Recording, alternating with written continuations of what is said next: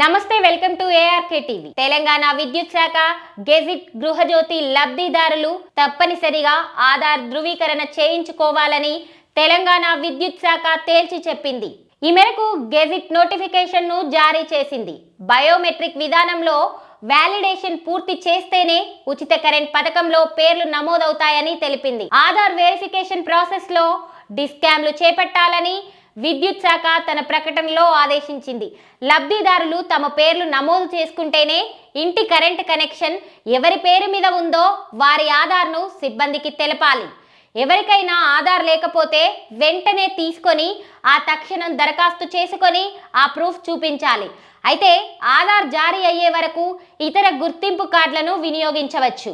Bank, post office పాస్బుక్లో ఖాతాదారుడి ఫోటోతో ఉన్న జిరాక్స్, పాన్ కార్డ్, ఓటర్ గుర్తింపు కార్డ్, ఉపాధి హామీ పథకం గుర్తింపు card, Kisan passbook, driving licence, ration card, ఎవరైనా గెస్టెడ్ అధికారి ఎంఆర్ఓ ఇచ్చిన ధృవీకరణ పత్రం వంటి వాటిల్లో ఏదైనా విద్యుత్ సిబ్బందికి చూపి పేర్లు నమోదు చేసుకోవాలి.